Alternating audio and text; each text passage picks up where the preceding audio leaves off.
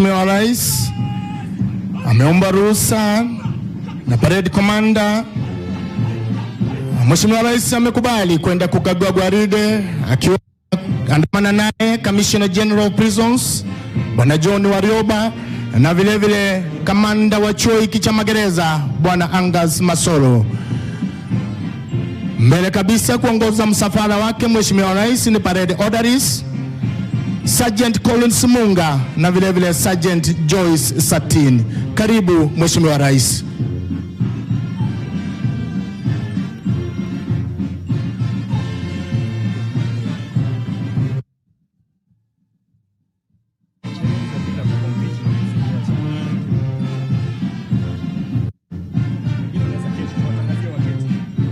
Asante, tunaomba tuketini tafadhali.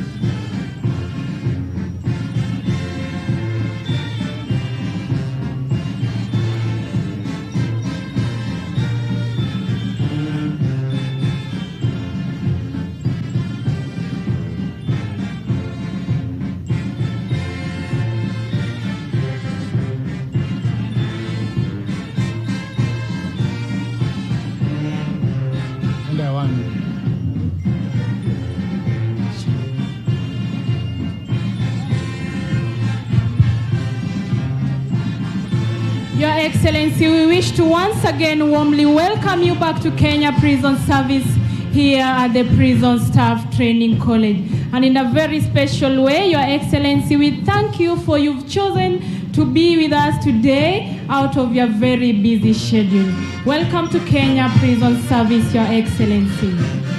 Accompanying His Excellency on this parade inspection is the Commissioner General of Prisons, Brigadier Retired John K. Warioba, and the Commandant of this great institution, Assistant Commissioner General of Prisons, Mr. Angas Masoro.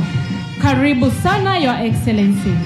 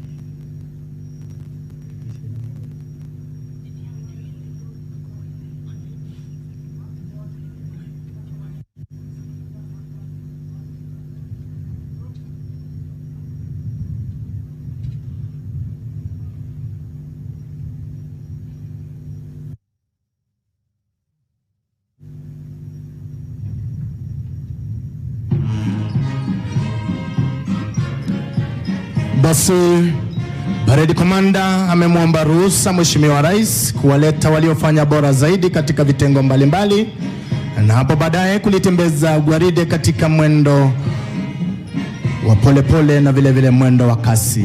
Karibu Mheshimiwa Rais.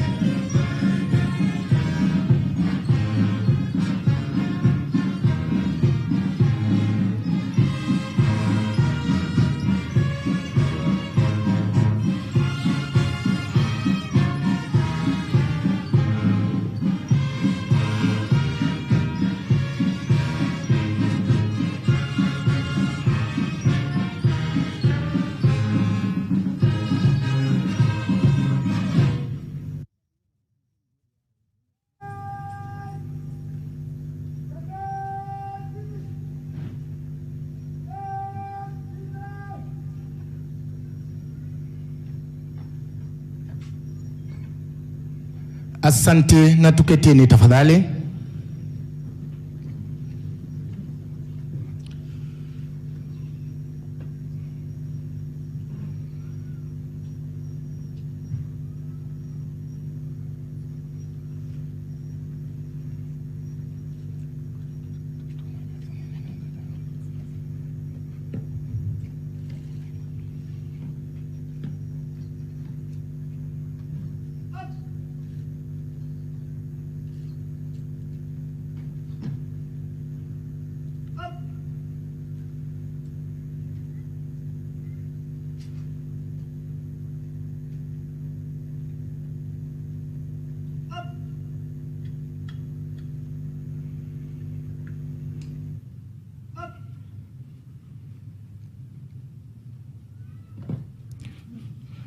Mheshimiwa Rais, tunakuomba kwa unyenyekevu uchonge. Asante.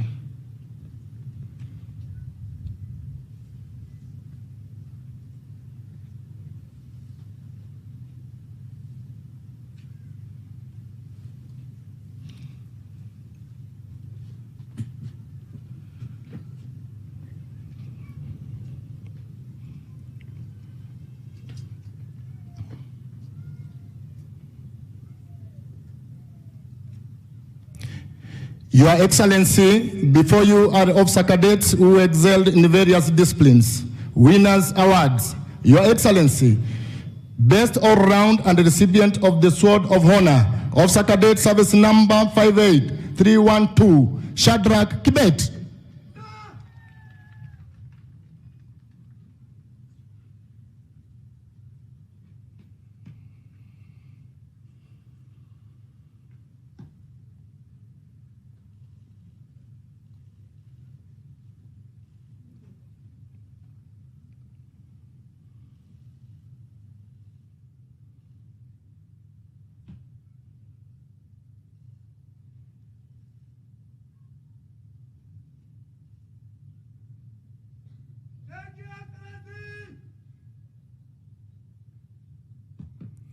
Your Excellency, leadership and command, and the recipient of Shield of Honor, Officer Cadet Service Number 58345, Kevin Mola Karanja.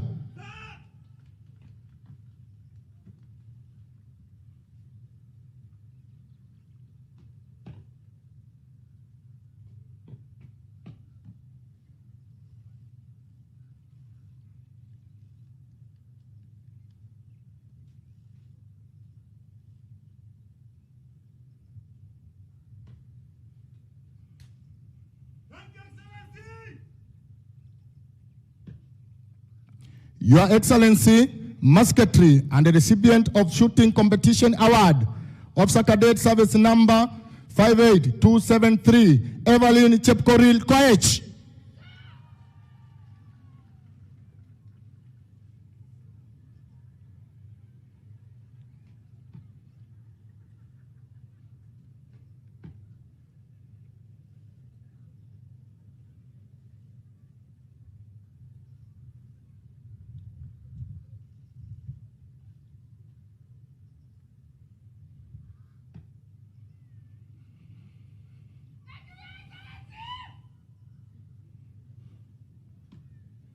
Your Excellency, best in class and the recipient of the Academic Studies Award, Officer Cadet Service Number 58270, Valentine Mwamba Orori.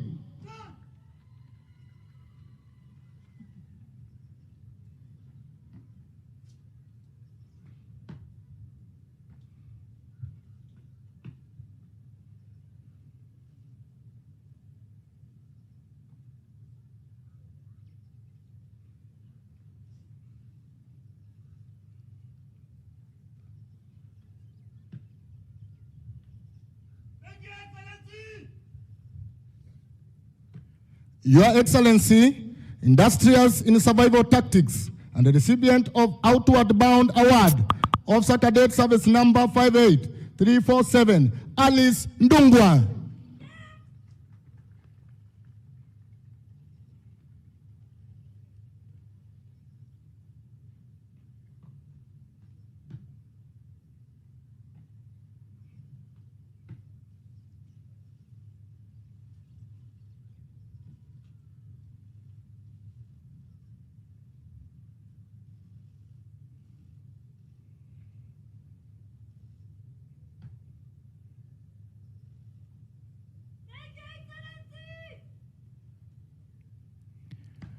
Asante, tuwapigie makofi jameni. Asante sana Mheshimiwa Rais kwa kukubali kwa kabidhi zawadi washindi wa vitengo mbalimbali. Karibu Mheshimiwa Rais.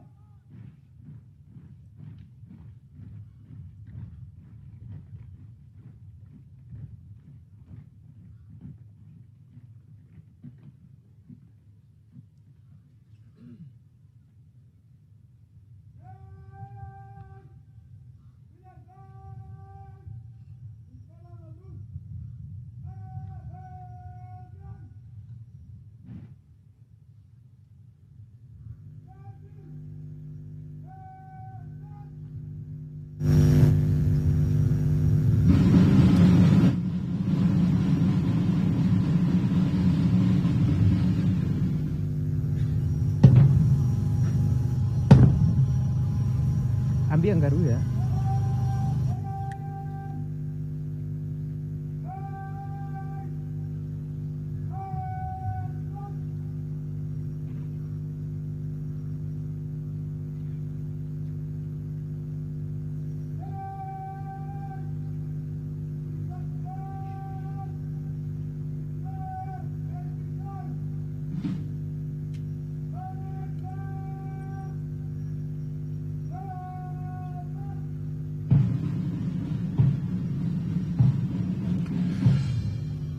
Mheshimiwa Rais, Amiri Jeshi Mkuu wa Majeshi yote ya Ulinzi, Parade Commander alikuomba ruhusa Mheshimiwa Rais kulitembeza gwaride katika mwendo wa polepole na hapo baadaye mwendo wa kasi. Na hivi sasa kwa ruhusa yako Mheshimiwa Rais, Parade Commander amepeana amri na gwaride linajiandaa kuja kupeana heshima kwako Mheshimiwa Rais. Karibu Mheshimiwa Rais.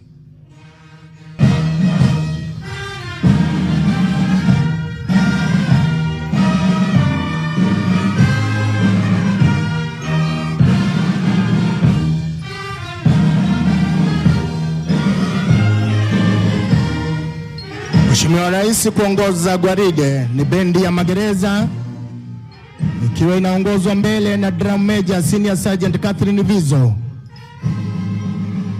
Na vile vile Drum Major Corporal Margaret Makambi, Corporal Reginald Omburo na vile vile Corporal Halima Gedi.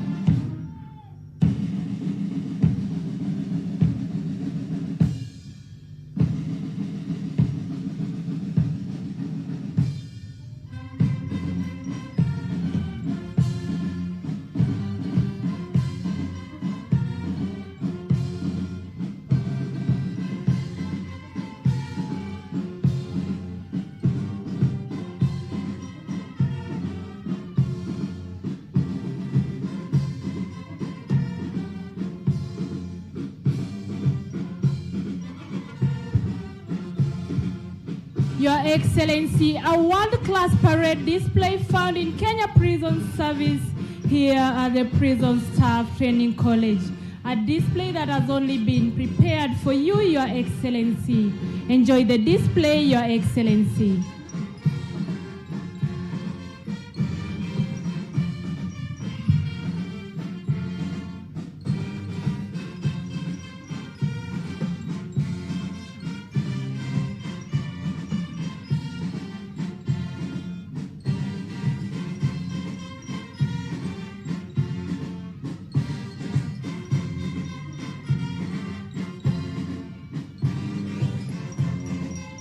Naomba kwa unyenyekevu tafadhali tusimame.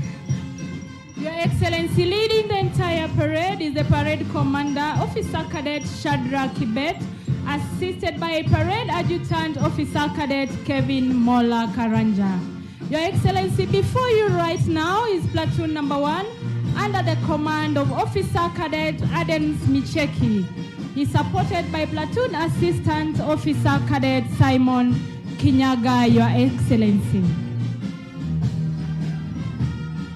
Showing their respect to you, Your Excellency, appreciating you for you have taken your time out of your busy schedule to be here today with us, Your Excellency.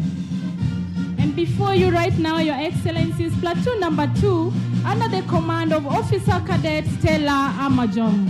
She's assisted by Platoon Assistant Officer Cadet Kennedy Ibuya.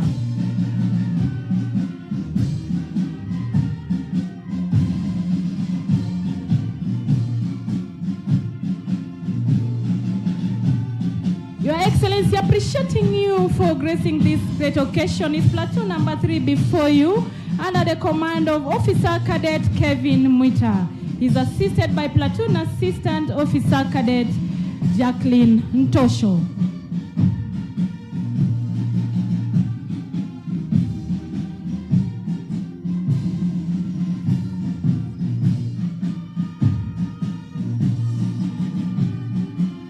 Your Excellency, Officer Cadet Rebecca Warambo, commanding platoon number 4 that is before you right now. She's supported by Platoon Assistant Officer Cadet Hassan Abdallah, Your Excellency. Enjoy the display, Your Excellency.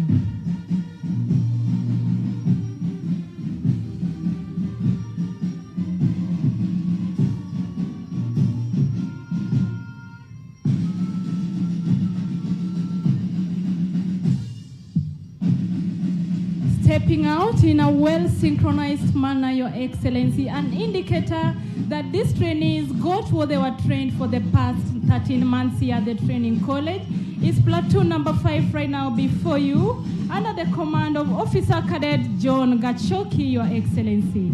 He's supported by Platoon Assistant Officer Cadet Maureen Ngote.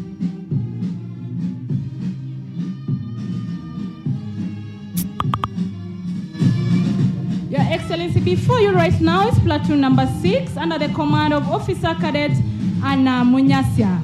She's assisted by Platoon Assistant Officer Cadet Nelin Kada.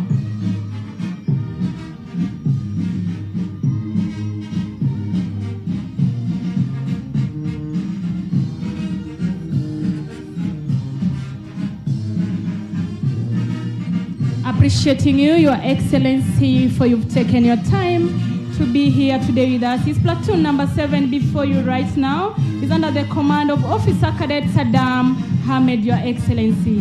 He's supported by Platoon Assistant Officer Cadet Tekla Jerotich, Your Excellency.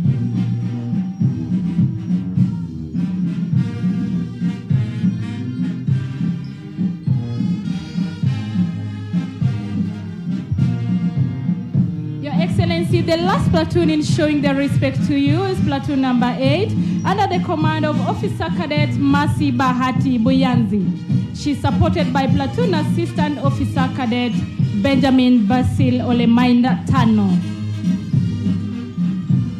Enjoy the display, Your Excellency. Thank you.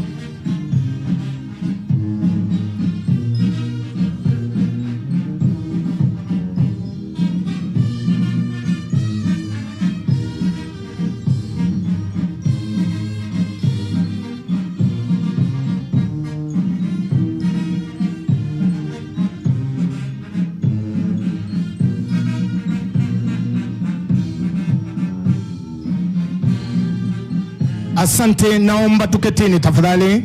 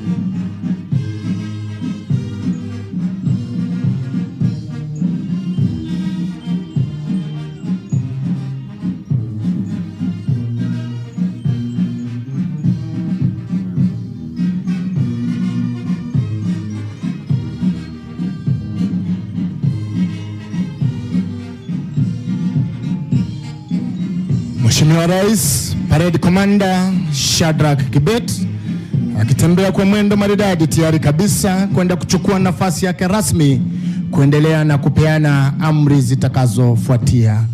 Karibu Mheshimiwa Rais.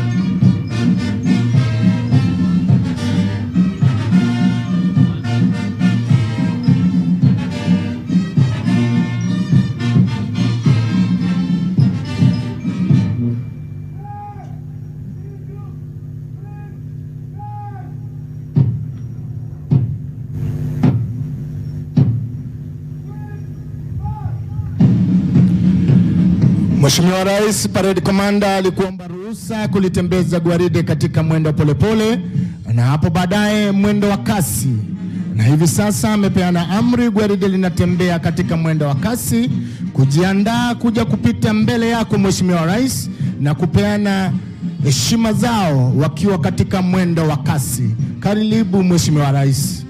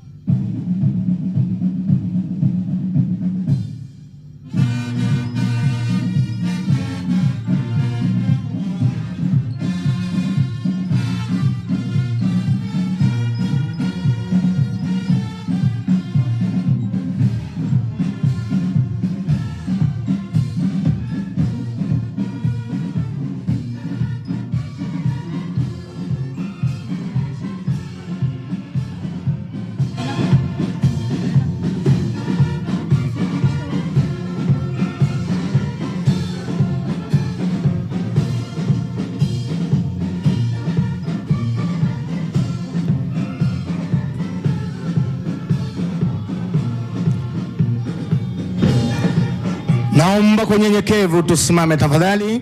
Mheshimiwa Rais, mbele kabisa kuongoza gwaride ni Parade Commander mwenyewe.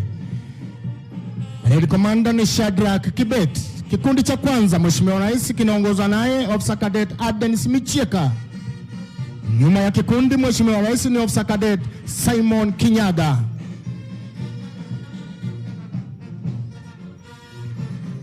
Kikundi cha pili Mheshimiwa Rais kinaongozwa naye Officer Cadet Stella Amojong.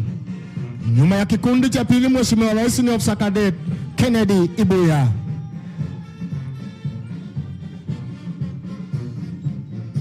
Mheshimiwa Rais, kikundi cha tatu kinaongozwa naye ofisa cadet Kevin Mwita.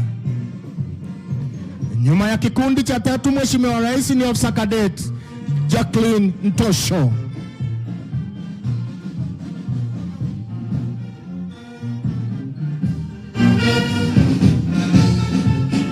Kikundi cha nne Mheshimiwa Rais kinaongozwa naye ofisa cadet Rebecca Warambo. Nyuma ya kikundi cha nne Mheshimiwa Rais ni ofisa cadet Hassan Abdalla Chache. Kikundi cha tano Mheshimiwa Rais kinaongozwa naye ofisa cadet John Gachoki. Nyuma ya kikundi Mheshimiwa Rais ni ofisa cadet Maureen Ngote. Kikundi cha sita Mheshimiwa Rais kinapeana heshima kwako kikiongozwa naye ofisa cadet Anne Munyasia. Nyuma ya kikundi Mheshimiwa Rais ni ofisa cadet Nelly Nkatha.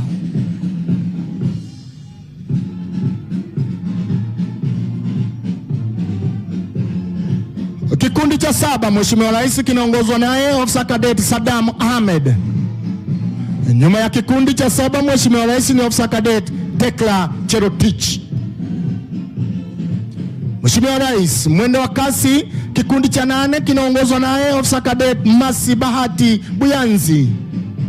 Nyuma yake Mheshimiwa Rais ni ofisa cadet Benjamin Basil Ole Maitano. Mheshimiwa Rais, na kufunga nyuma ya gwaride ni parade adjutant Kevin Mola Karanja.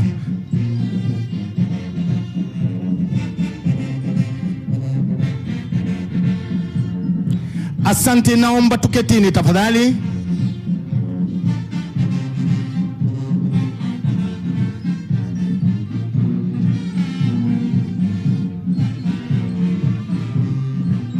Excellency, these officer cadets have been trained on areas that are very key and relevant to the mission of Kenya Prison Service, Your Excellency. And this will enhance service delivery within the department, Your Excellency. Among the key areas that these cadets were taken through, Your Excellency, includes the aspects of law relating to Kenya Prison Service. Specifically, Your Excellency, they were taken through Chapter 4 of the Constitution of Kenya 2010, Your Excellency.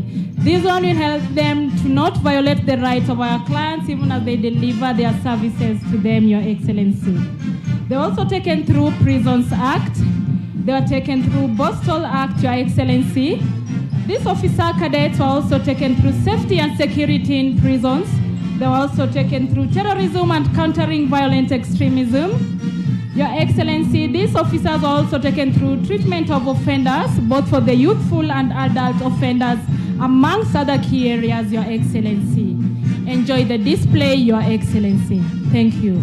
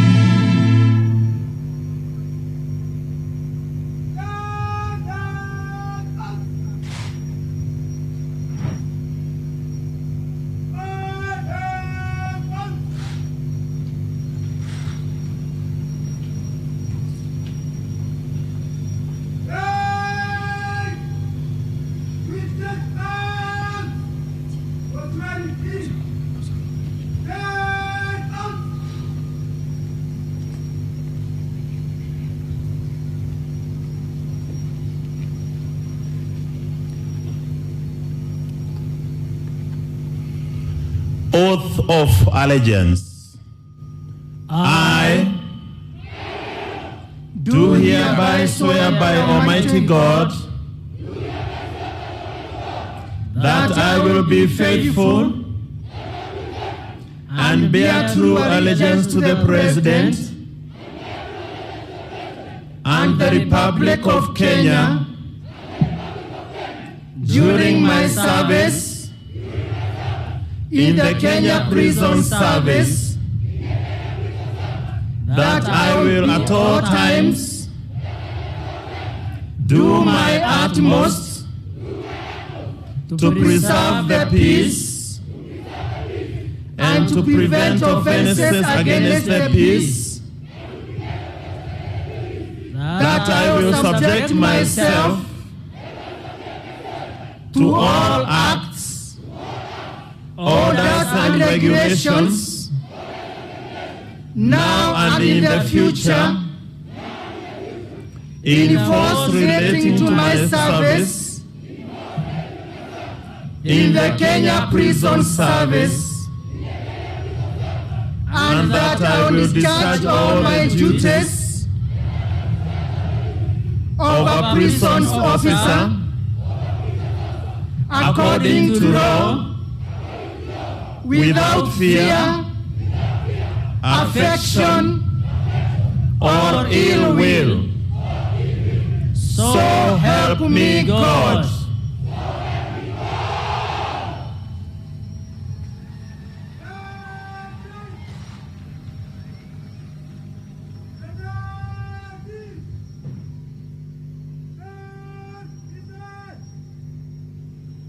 Asante, naomba tuketini tafadhali. Thank you very much, the clergy, for leading the oath of allegiance session. Your Excellency, the President of the Republic of our beloved country, Kenya, distinguished guests, all invited guests, ladies and gentlemen. Your Excellency, it's now time for speeches, and with your permission, kindly allow me to now invite the Commandant of this great training institution, Assistant Commissioner General of Prisons, Mr. Angus Masu.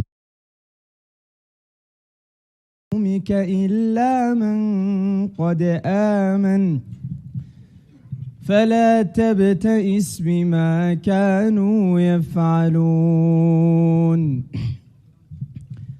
واصنع الفلك بأعيننا ووحينا ولا تخاطبني في الذين ظلموا إنهم مغرقون ويصنع الفلك وكلما مر عليه ملأ من قومه سخروا منه قال إن تسخروا منا فإنا نسخر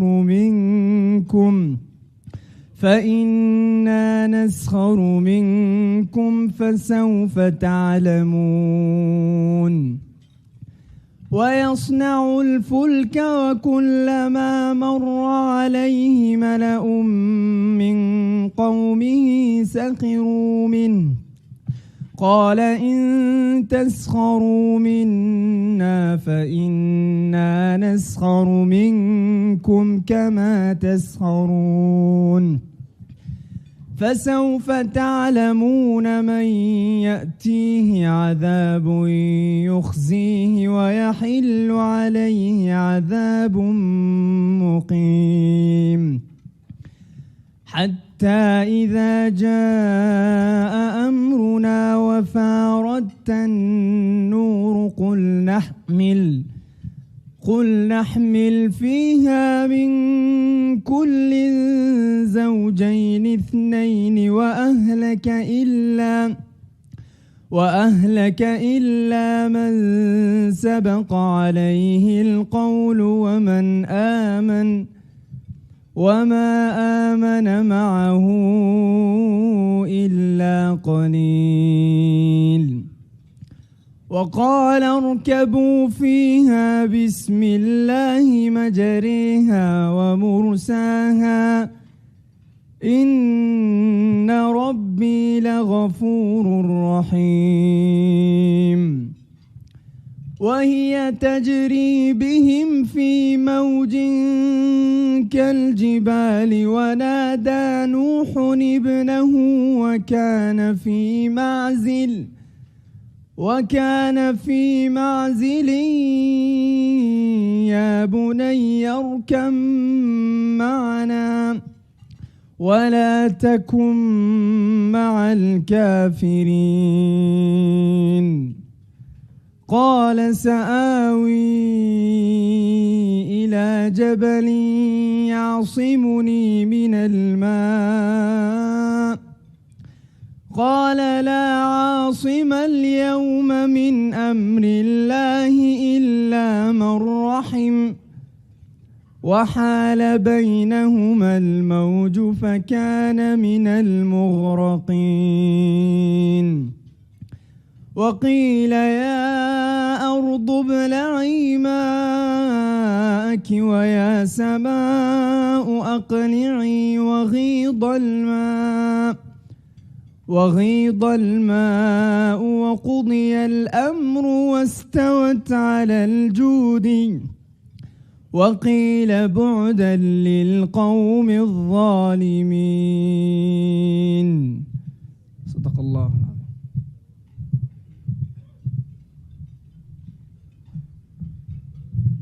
Barakallahu fikum, jazakallah khair. Let me now welcome Professor Abdul Latif Esaji to give a few remarks. He is the Jamia Mosque Committee Vice Chair.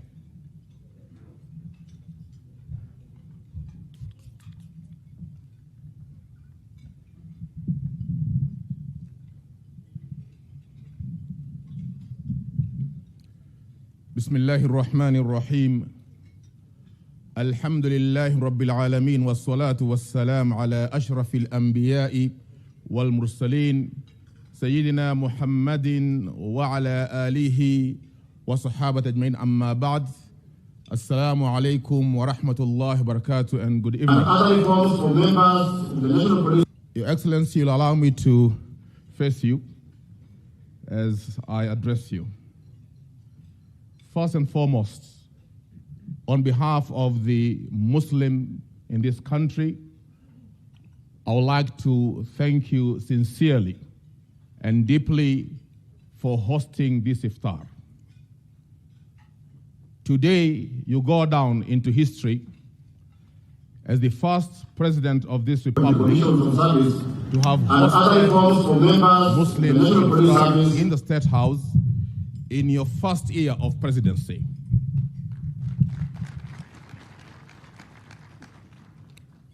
And for that, we say thank you.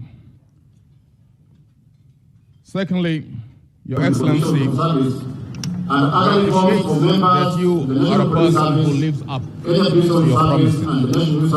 During your campaign, you pledged that you will take steps to ensure that the rule of law prevails and the individual rights and liberties of Kenya Muslims will be guaranteed.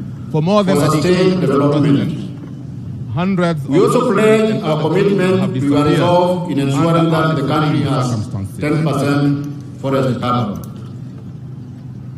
With those few remarks, may I now invite the Cabinet Secretary, Minister of Interior and National Administration, Honorable Professor Kithure Kindiki, to guide the rest of the program.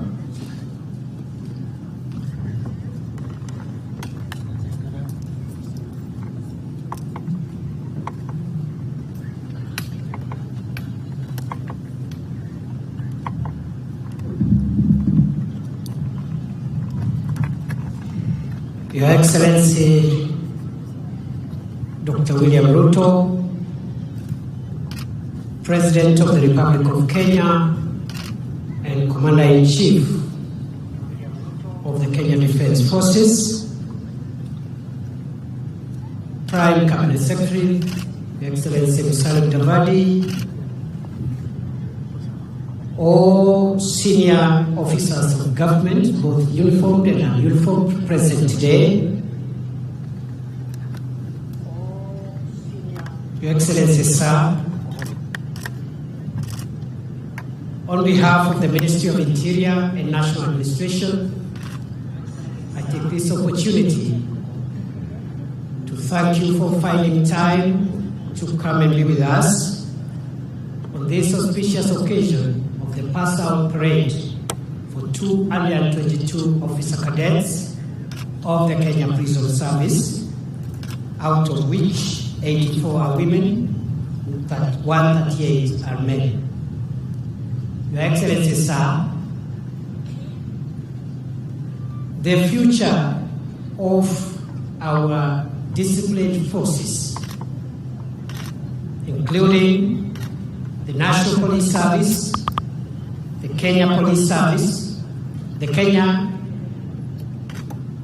Administration Police Service, Kenya Police Service, National Intelligence Service, Kenya Prison Service, and even the Kenya Defense Forces. The future lies in a healthy mix of recruits who joined the disciplined forces regularly or through the regular program, and those also who join as officer cadets. I say so, Your Excellency, because you have made it clear that under your administration, you look forward to professionalizing all the disciplined forces and ensure that we modernize our disciplined forces to be able to deal with the unique and complex challenges that our country faces today and in the future. Therefore, the officer cadets who are university graduates bring in an input and a viewpoint that is important for that modernization and professionalization of the Kenya Prison Service. Your Excellency, I want to thank you for your leadership and commitment, through which on 21st December 2022, you appointed the Presidential Task Force on the reforms of the National Police Service, the Kenya Prison Service, and the National Youth Service. Your Excellency, sir, we have made our input to that task force which you appointed, hoping that the final product will help us implement the recommendations that will help us take our Kenya Prison Service and the National Police Service to the next level. Your Excellency, I want to thank you for 2 other programs that you're leading to support us, especially in the State Department of Correctional Services. One is the mechanization program of our farms, which you're supporting. And secondly, the program you are supporting for us to modernize the Kenya Prison Enterprise Services. We want to assure you with those 2 programs, we'll be able to offer better services to the people of Kenya and to the inmates who constitute both those who have been convicted as offenders and those who are in remand awaiting trial. Your Excellency, I also want to assure you of our commitment to contribute to your objective of greening the country in your plan of planting 15 billion trees in the next 9.5 years. We want to support you, and I want to assure you that at the moment, the Kenya Prison Service is one of the leading manufacturers or producers or generators of seedlings towards that process. Finally, Your Excellency, sir, I just want to highlight that going forward, we look forward to the support of your administration so that we can modernize our prison staff training college. At the moment, we are able to accommodate the training of fresh recruits and perhaps the officer cadets up to inspector level. We have facilities for training. But above the rank of inspector, we intend to introduce programs, leadership programs that will help us generate the rightful command, and ensure there is proper succession management in the Kenyan Prison Service so that a constable who joins the service is able to look forward to becoming a Commissioner General because there is career progression and succession management. I want to thank you once more for coming, and allow me, Your Excellency, sir, to now invite the Prime Cabinet Secretary of the Republic of Kenya, His Excellency Musalia Mudavadi, to say jambo and invite you on our behalf. Welcome, Your Excellency.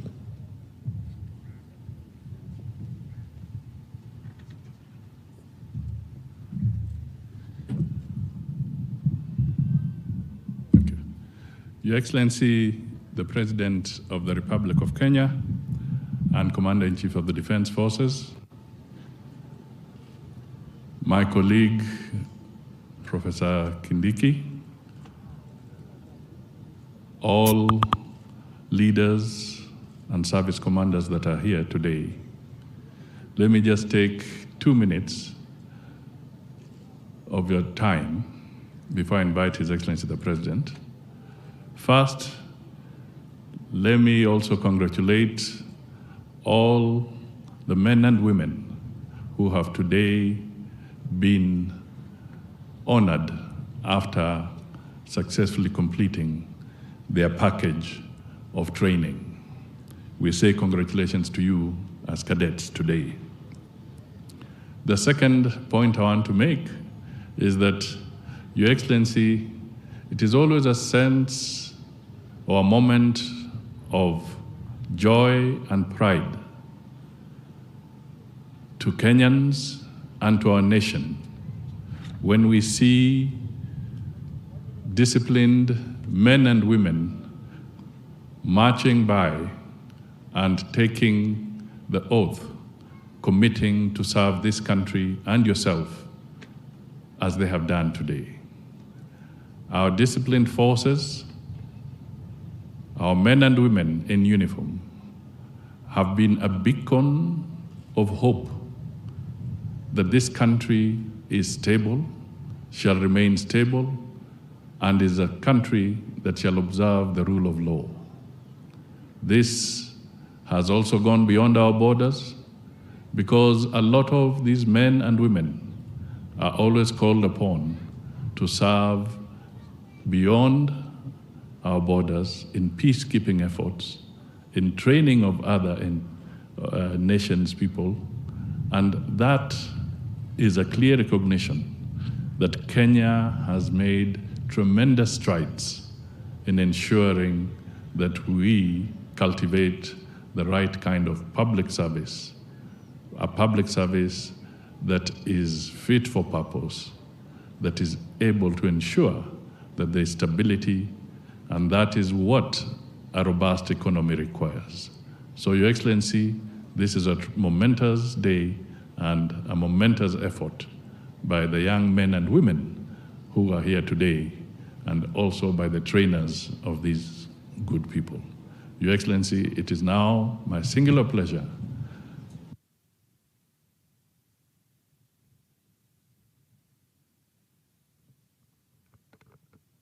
Please, let's take our seats. All government officials, graduates, and parents,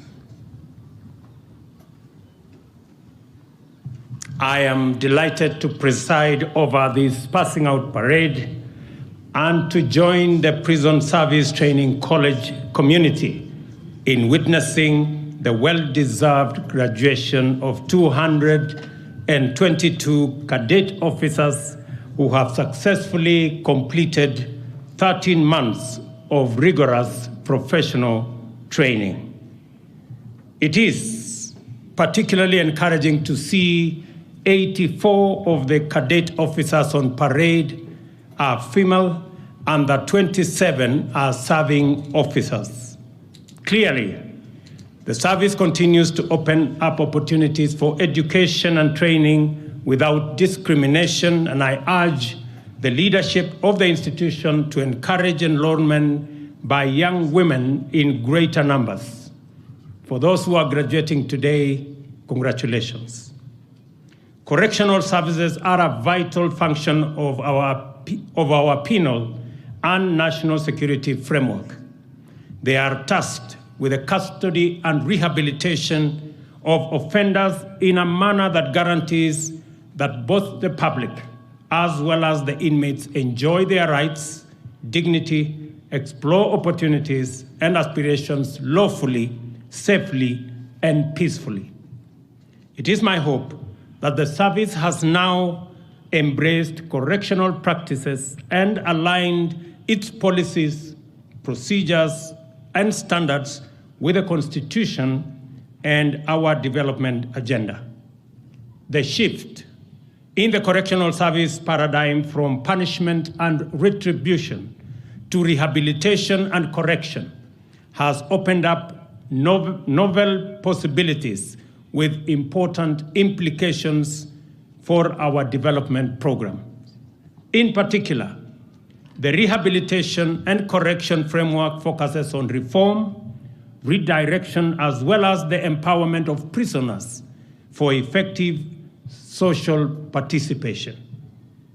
To reduce a prisoner's likelihood of returning to antisocial conduct and increase their capacity for gainful activity, correctional services now impart knowledge, skills, and training in various arts and crafts.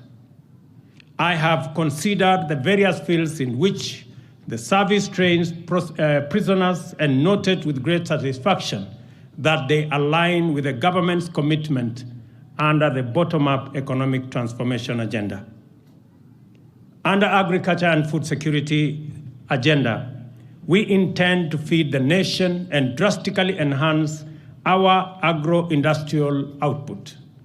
Many correctional institutions have huge tracts of land that should be put to full use and join the government in fulfilling the food sufficiency commitment. These institutions have duly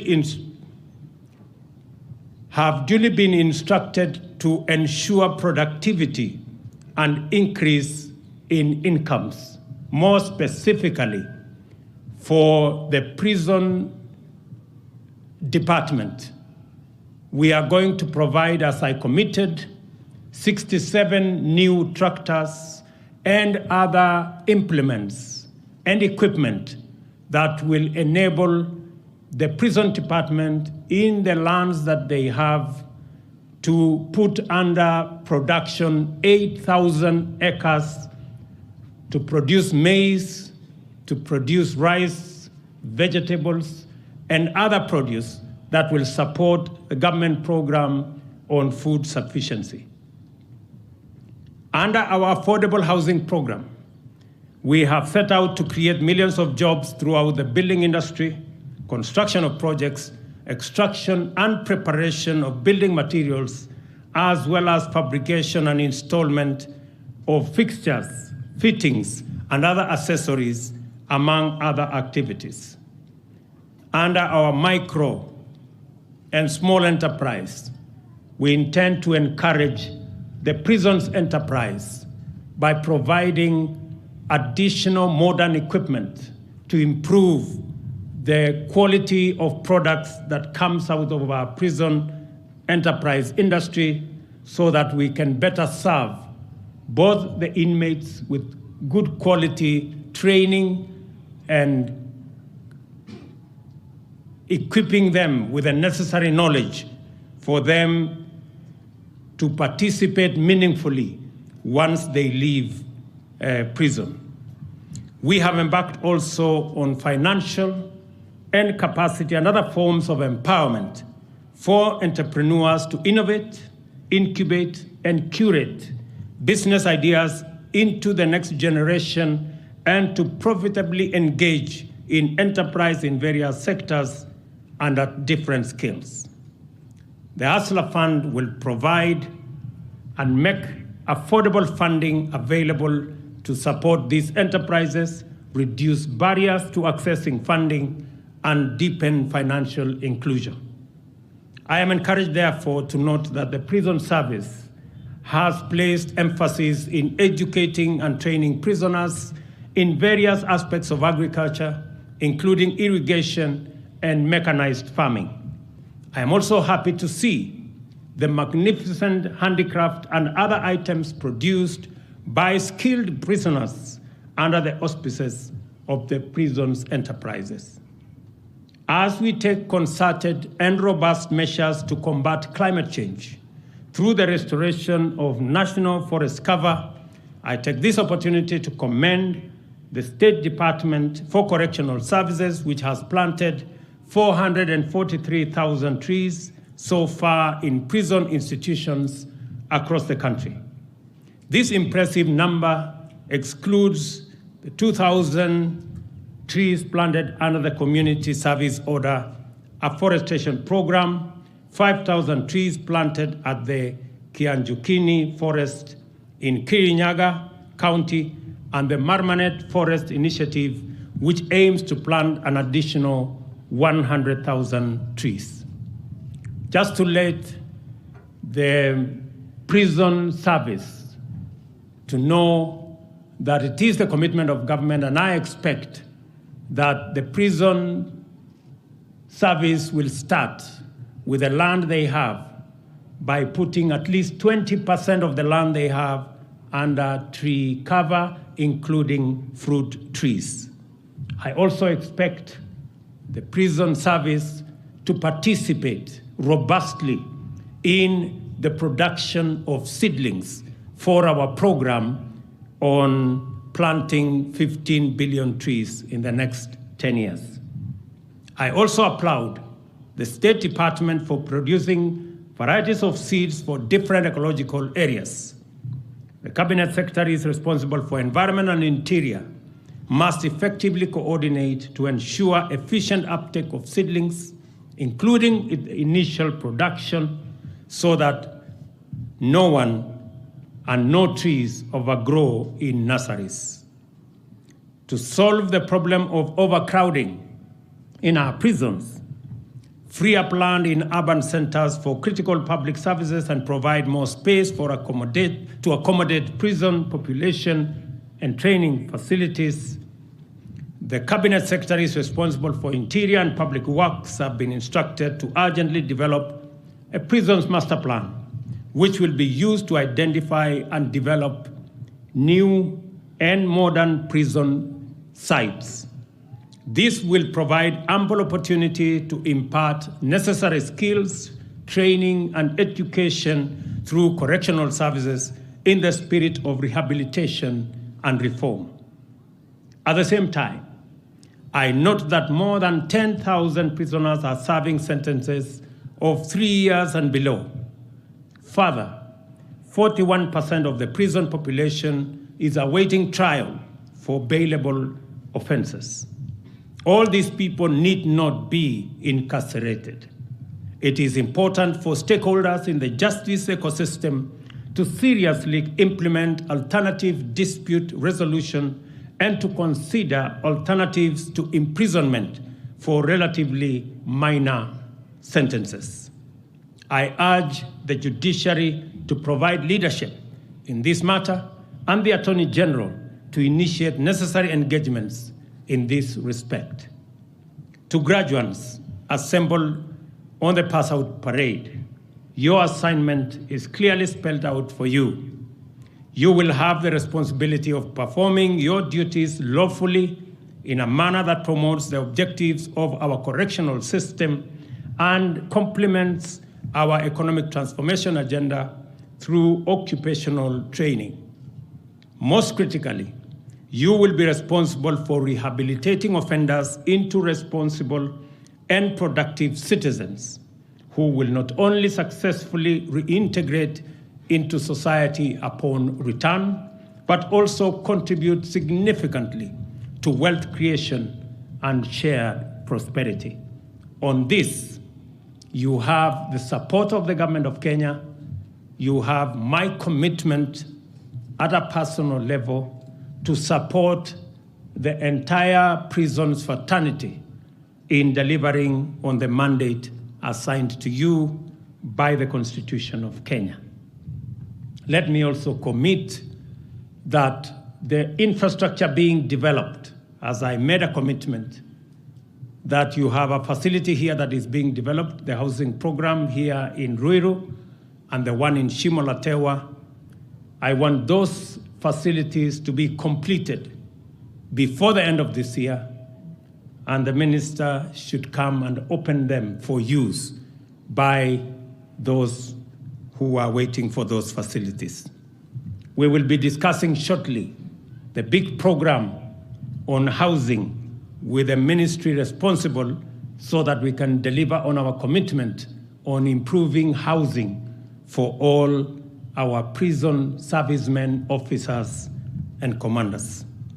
Let me also ask you, as you look into the big space available to you to correct, to provide correctional service, to rehabilitate those who are offenders, and to reform them so that they can reintegrate into society, that we must, as a nation, continuously look out for those who want to abuse, even the religious sector, people who are masquerading as religious people, yet what they do is contrary to the teachings and to the beliefs of religion, whether they are Christians, Muslim, or indeed any other religion. What we are seeing in Kilifi, in Shakahola, is akin to terrorists.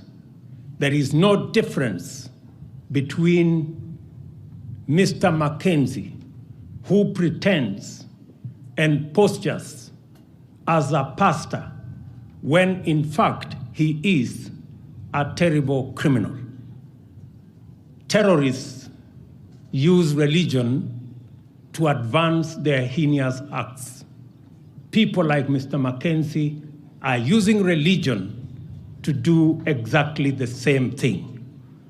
I want to say that the government of Kenya, and I have instructed the agencies responsible to take up the matter and to get to the root cause and to the bottom of the activities of religious or people who want to use religion to advance weird, unacceptable ideology in the Republic of Kenya that is causing unnecessary loss of life. Let me also say that any religious group that preaches against the tenets of the Constitution, any religious institution that teaches against seeking medical attention or going to school, those responsible should be prosecuted.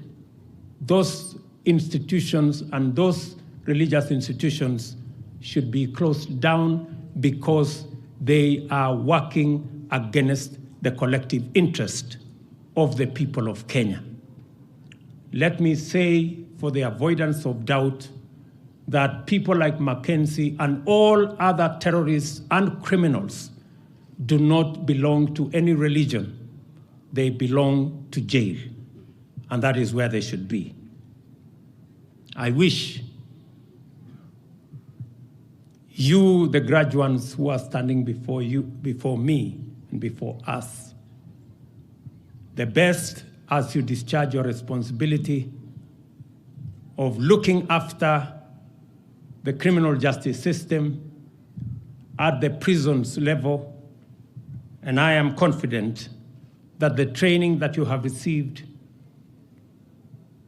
the many tenets that have been inculcated into you, are going to enable you to deliver with distinction on your mandate. I wish you the very best as you undertake this momentous assignment. Congratulations, God bless you, and God bless our great country, Kenya. Asanteni sana.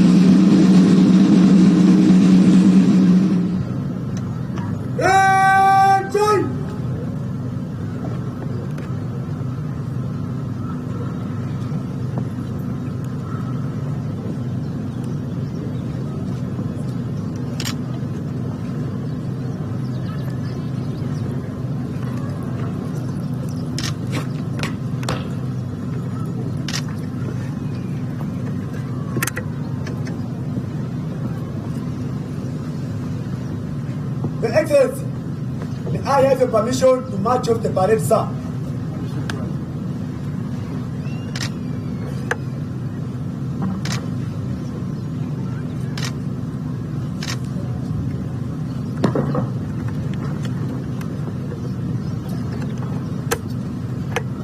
Asante, naomba tuketini tafadhali.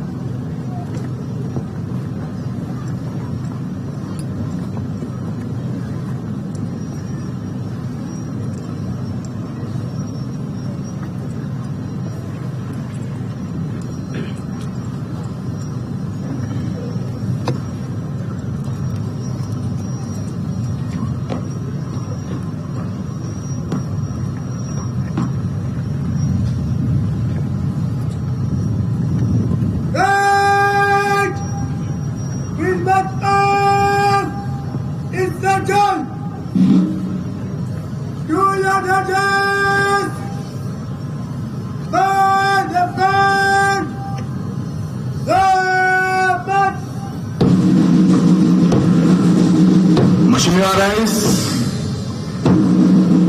hivi sasa parade commander amepeana amri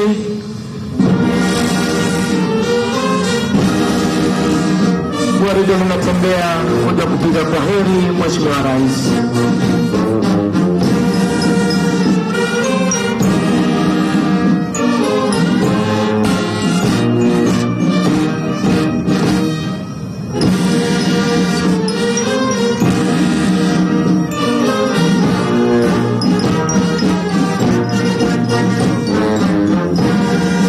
Hivi sasa Mheshimiwa Rais, hawa ni maafisa kamili wa idara ya magereza baada ya kula kiapo mbele yako Mheshimiwa Rais. Mheshimiwa Rais, ni furaha yetu kukufahamisha kwamba hawa ambayo wanatoka hivi sasa, baadhi yao tunao madaktari, tunao wataalamu wa kilimo,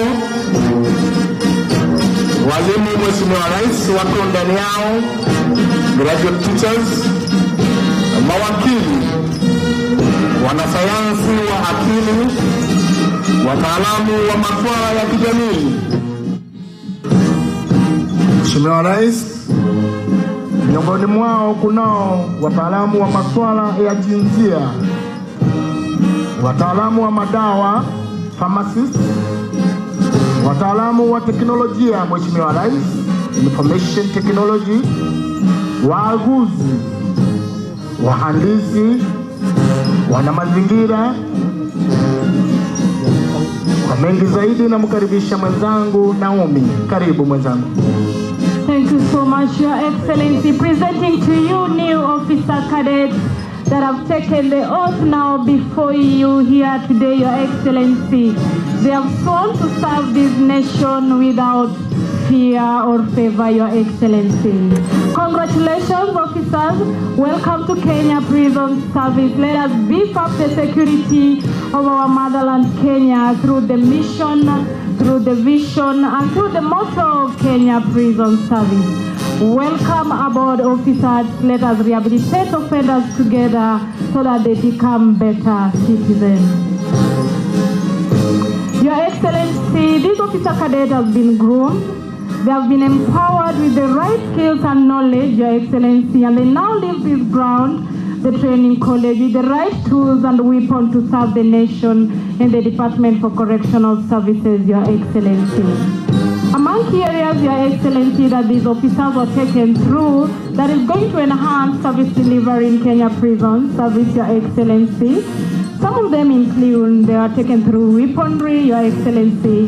They are also taken through leadership and endurance, Your Excellency. These officer cadets were also taken through terrorism and countering violent extremism, Your Excellency. A key area that was also not left behind, Your Excellency, was on the Constitution of Kenya 2010, Chapter 4 and Article 10 of the Constitution of Kenya, talking about national values, Your Excellency. So the Kenya Prison Service from the Prison Staff Training College, Your Excellency, is presenting to you officers who know the rules, who know what the Constitution is all about, who are aware that they are not supposed to violate the rights of our clients whom they are going to serve in their daily lives, Your Excellency. Welcome aboard, officers. Let us serve the nation together as Kenya Prison Service officers. Thank you, Your Excellency.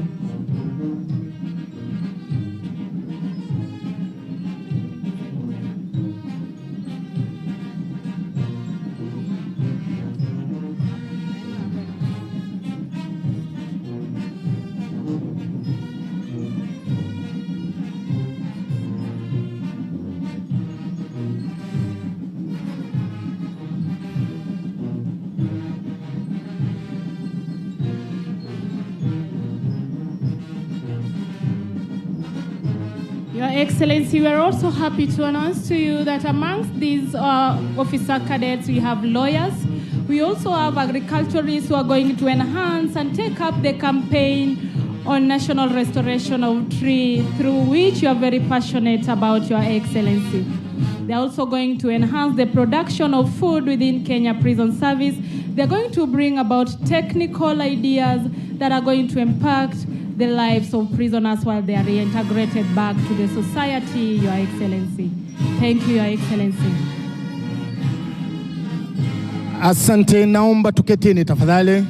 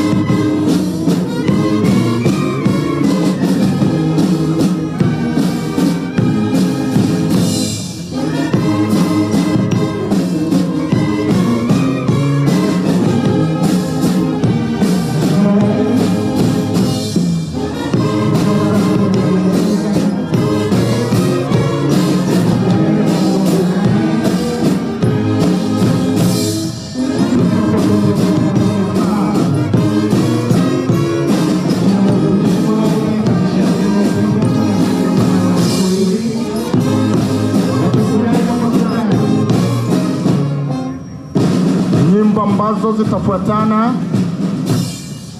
zinazojulikana kama tereviongo. Tereviongo, Mheshimiwa Rais, ni zile nyimbo ambazo zinafuatana, ikiisha ingine inafuata, ingine inafuata, Mheshimiwa Rais. Karibu kwa burudani kutoka kwa bendi ya Magereza.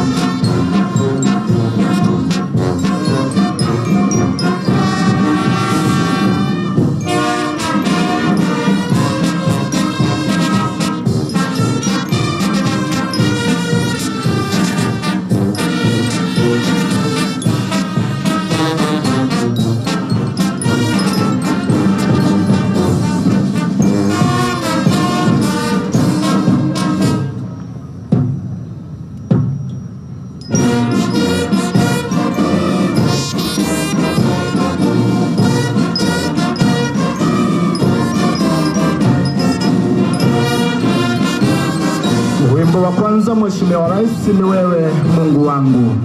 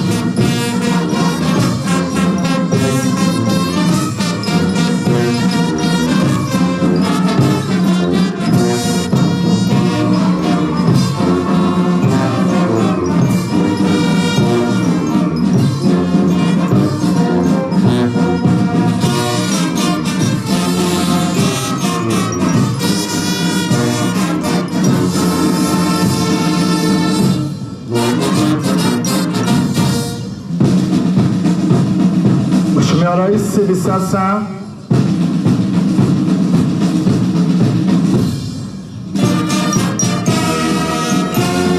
tunaomba Naomba kwa unyenyekevu.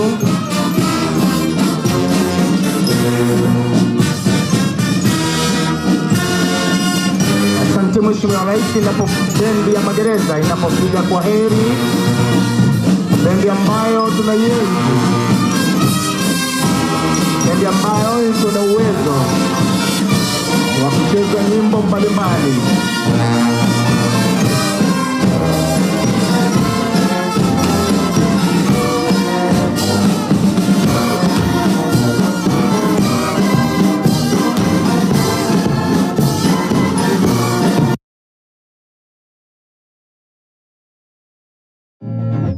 That's the recipe for magic.